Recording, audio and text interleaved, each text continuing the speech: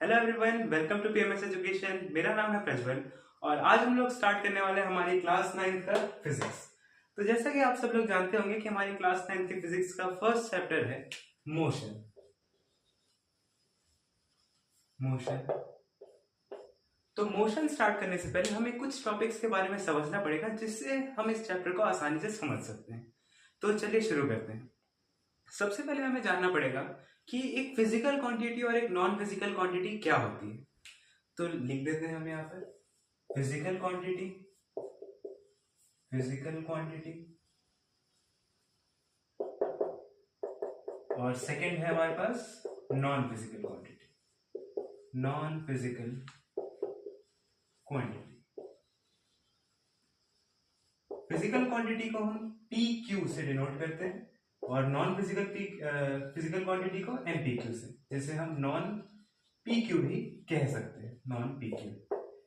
तो physical quantity एक ऐसी क्वांटिटी होती है जिसका हम मेजरमेंट कर ले सकते हैं या उसे मेजर कर सकते हैं। तो वैसी क्वांटिटी जो है वो फिजिकल क्वांटिटी कहलाती है। वही नॉन फिजिकल क्वांटिटी एक ऐसी क्वांटिटी है जिसको हम मेजर नहीं कर सकते।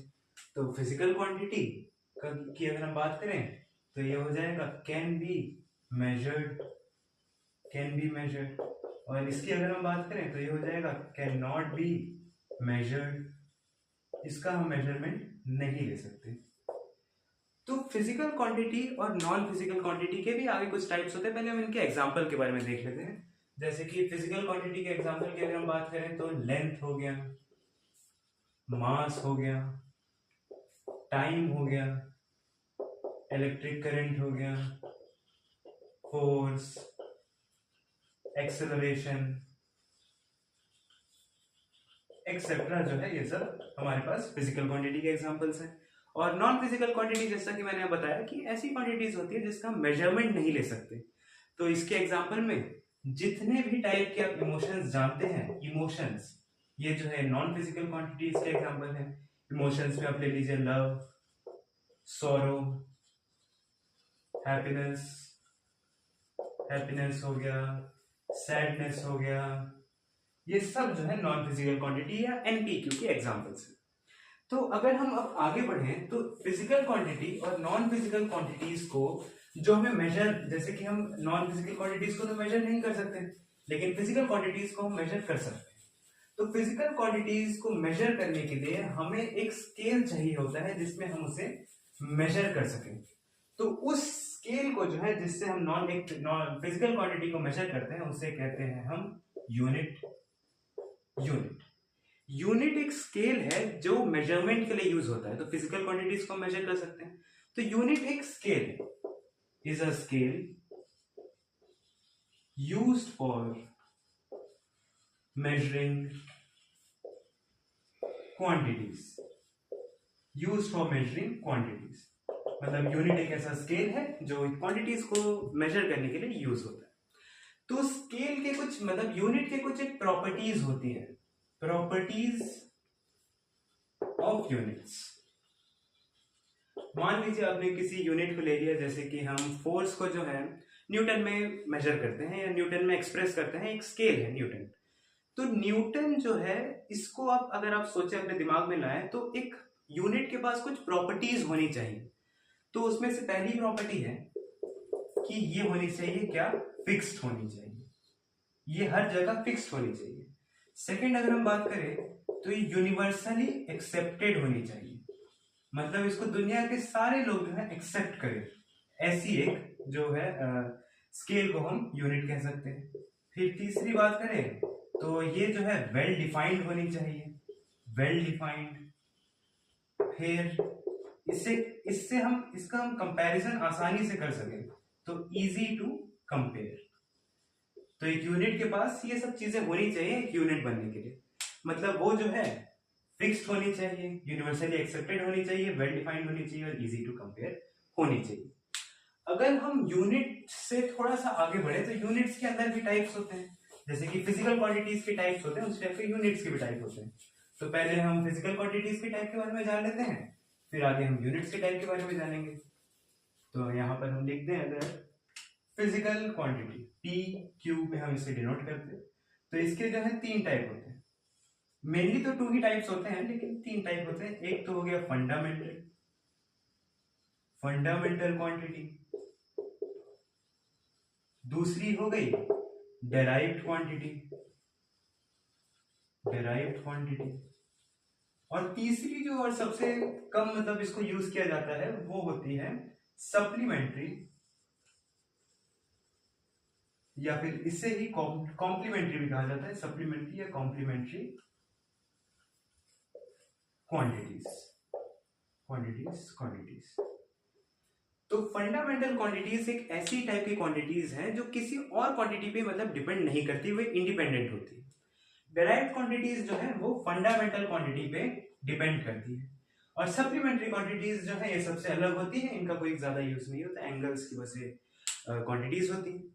तो अब हम जो है हमारी फंडामेंटल क्वांटिटीज के एग्जांपल के तरफ देखते हैं, मतलब फंडामेंटल क्वांटिटीज के और कितने टाइप होते हैं, कितने एग्जांपल होते हैं।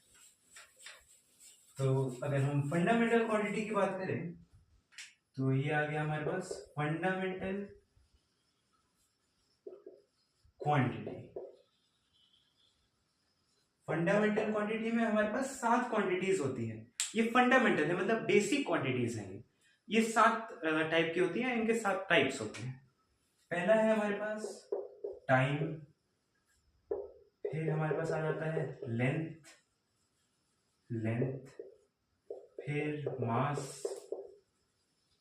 मास, फोर्थ है हमारे पास इलेक्ट्रिक करंट,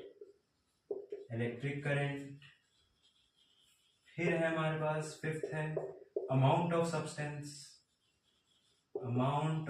सब्सटेंस, फिर उसके बाद है हमारे पास लुमिनस इंटेंसिटी, फिर उसके बाद हमारे पास जो 7th और आखिरी है वो है टेम्परेचर। तो ये जो 7 है, ये 7 फंडामेंटल क्वांटिटीज हैं। इन क्वांटिटीज को डिनोट करने के लिए भी इनकी यूनिट्स होती हैं। तो जिन यूनिट्स के द्वारा हम फंडामेंटल क्वांटिटीज को डिनोट करते हैं, उन यूनिट्स को हम फंडामेंटल यूनिट्स के नाम से जानते हैं। तो इसका डेफिनेशन हो जाएगा, the units which are used to define या फिर used for scaling fundamental quantities are known as fundamental units. तो अब इनकी यूनिट्स कुछ इस टाइप की हैं। ये हो गया time, length, mass, electric current, amount of substance, luminous intensity और टेम्परेचर। टाइम को हम सेकंड में डिनोट करते हैं, सेकंड इसकी एसआई यूनिट होती है, एस। फिर लेंथ को हम करते हैं मीटर्स में, मीटर, एम से इसको हम डिनोट करते हैं। मास को हम करते हैं किलोग्राम में, किलोग्राम, इसको हम केजी लिखते हैं। फिर हमारे पास इलेक्ट्रिक करंट को हम एम्पियर में करते हैं, एम्पियर में इसको हम स्केल करते हैं, इसकी यूनिट होती है एम्पियर। फिर अमाउंट ऑफ सब्सटेंस को जो है हम मोल में डिनोट करते हैं, मोल, MOL लिखते हैं इसको। फिर लुमिनस इंटेंसिटी जो हमारी होती है, इसको हम कैंडेला से लिखते हैं, कैंडेला, इसको हम कैपिटल C और एक D से डिनोट करते हैं। फिर लास्ट में टेम्परेचर को हम केल्विन में इसको हम लिखते हैं। इन सब की जो है और भी यूनिट्स होती हैं, लेकिन जो SI यूनिट्स है वो कुछ इस टाइप की है। अब हमारे पास नेक्स्ट जो क्वांटिटी आती है वो है फंडामेंटल क्वांटिटीज पे डिपेंड रहने वाली डेराइव्ड क्वांटिटीज। तो जितनी भी हमारे पास डेराइव्ड क्वांटिटीज है वो सब जो है मतलब फंडामेंटल क्वांटिटीज से ही डेराइव हुई है, उसी से मतलब निकली है, मतलब उनका ओरिजिन जो है वो फंडामेंटल क्वांटिटीज ही है। तो हमारे पास नेक्स्ट है डेराइव्ड क्वांटिटीज। डेराइव्ड क्वांटिटीज मतलब इन 7 फंडामेंटल क्वांटिटीज और 2 टाइप की जो है कॉम्प्लीमेंट्री क्वांटिटीज होती है, उनको छोड़ के आप जितनी भी अपने आसपास क्वांटिटीज देख पाते हैं सब जो है डेराइव्ड क्वांटिटीज है। फॉर एग्जांपल हम ले लेते हैं, हमने ले लिया स्पीड ले लिया। Speed is equals to distance upon time. Distance upon time होता है स्पीड का मतलब। डिस्टेंस जो है इसको हम लेंथ भी लिख सकते हैं, लेंथ अपॉन टाइम। तो जो लेंथ है हमारे पास, ये एक जो थी फंडामेंटल क्वांटिटी थी, फंडामेंटल, और टाइम जो है ये भी फंडामेंटल क्वांटिटी का ही एक एग्जांपल है। तो इसलिए स्पीड जो है डेराइव्ड क्वांटिटी है, मतलब इसका जो ओरिजिन है वो फंडामेंटल क्वांटिटी से हुआ है। अब डेराइव्ड क्वांटिटीज को मेजर करने के लिए एक डेराइव्ड यूनिट्स होती है, मतलब ऐसी यूनिट जिनसे डेराइव्ड क्वांटिटीज को मेजर किया जाता है, स्केल किया जाता है, वो डेराइव्ड यूनिट्स होती है। डेराइव्ड यूनिट्स भी फंडामेंटल यूनिट्स के ऊपर ही बेस्ड रहती हैं। जैसे कि हम फिर से एग्जांपल ले लेते हैं, आपने क्लास 8 में प्रेशर पढ़ा होगा, एक चैप्टर था फोर्स एंड प्रेशर करके। तो प्रेशर को हम लिखते हैं, pressure is equal to force per unit area.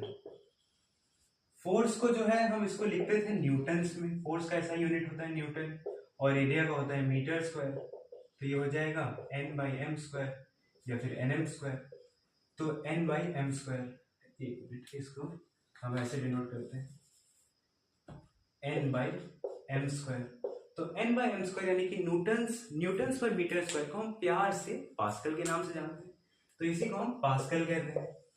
तो पास्कल भी जो है, क्योंकि न्यूटन्स और मीटर्स ये सब जो है कॉम्प्लीमेंट्री या सप्लीमेंट्री क्वांटिटीज, कॉम्प्लीमेंट्री और सप्लीमेंट्री दोनों एक ही क्वांटिटी का नाम है। इसको हम लिख सकते हैं सप्लीमेंट्री या फिर कॉम्प्लीमेंट्री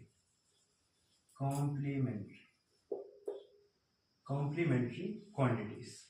तो इनके जो है मेनली दो टाइप होते हैं, मतलब क्वांटिटीज जो है, एक होता है एंगल और दूसरा होता है सॉलिड एंगल। तो एंगल को जो है हम डिनोट करते हैं रेडियंस में, रेडियंस जिसको जो है हम RAD लिखते हैं। मतलब अगर आपने एंगल को आप अपने जैसे नॉर्मली हम डिनोट करते हैं अपने बुक्स में या फिर अपने डेली लाइफ में हम उसको डिग्रीज में डिनोट करते हैं, लेकिन एंगल का जो ऐसा यूनिट होता है वो होता है रेडियन। तो एंगल को जो है हम रेडियन में लिखते हैं और सॉलिड एंगल को जो है हम लिखते हैं स्टेरेडियंस में, तो स्टेरेडियंस और रेडियन जो है दो टाइप की जो है सप्लीमेंट्री या कॉम्प्लीमेंट्री क्वांटिटीज होती है, और ये इनके जो है यूनिट्स हैं, दोनों जो है इसके यूनिट्स। तो जो यूनिट सप्लीमेंट्री या कॉम्प्लीमेंट्री क्वांटिटीज को यूज करने के लिए मतलब यूज होती हैं, उनको जो है हम सप्लीमेंट्री या कॉम्प्लीमेंट्री यूनिट्स के नाम से जानते हैं। तो अब हमारा जो है ये क्वांटिटीज का सेक्शन कंप्लीट हो गया है। अब हम आगे बढ़ते हैं जो क्वांटिटीज के आगे जो फर्दर क्लासिफिकेशन होता है स्केलर और वेक्टर क्वांटिटी का।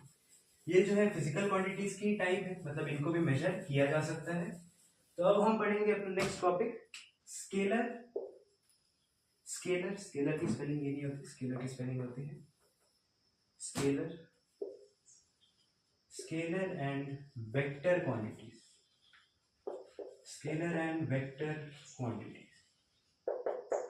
तो स्केलर एंड वेक्टर क्वांटिटीज ऐसी क्वांटिटीज होती है, मतलब स्केलर क्वांटिटी एक ऐसी क्वांटिटी है जिसके पास अपना सिर्फ मैग्नीट्यूड होता है, और वेक्टर क्वांटिटी के पास मैग्नीट्यूड भी होता है और डायरेक्शन भी होता है। मैग्नीट्यूड को आप आसानी से समझ सकते हैं। मैग्नीट्यूड का मतलब होता है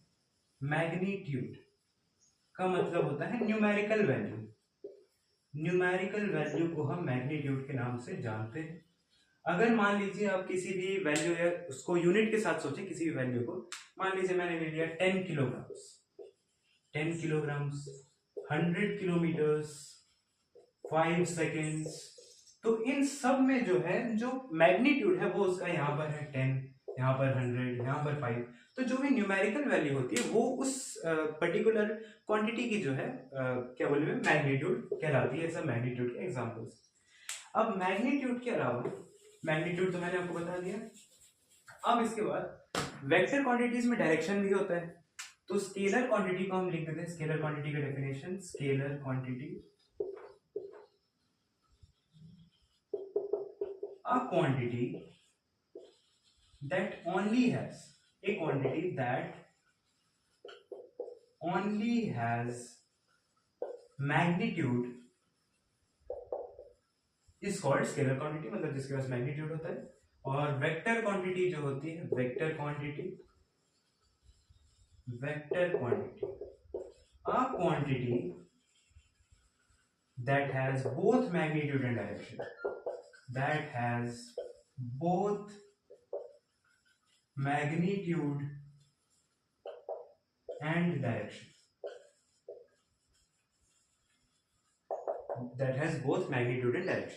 तो वेक्टर क्वांटिटीज को डिनोट करने का एक तरीका होता है। मान लीजिए आपके पास कोई भी क्वांटिटी है, x ले लीजिए, तो अगर वो एक वेक्टर क्वांटिटी है तो उसके ऊपर एक एरो लगा होगा ऐसे करके।